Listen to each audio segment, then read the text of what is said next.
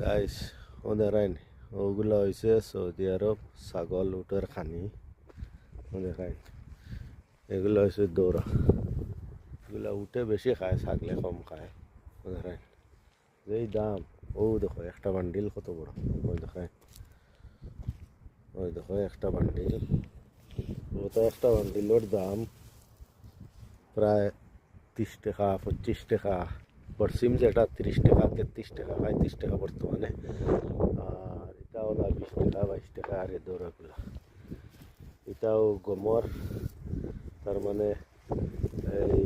কেউ কাটার পরে যেগুলা থাকে আর সেগুলা বান্ডিল তো এগুলাও উঠে থাকলে খাই না দিতে সব অনেক দাম এগুলার অনেক দাম এনে 1,000 বান্ডিল তোয়া দেখেন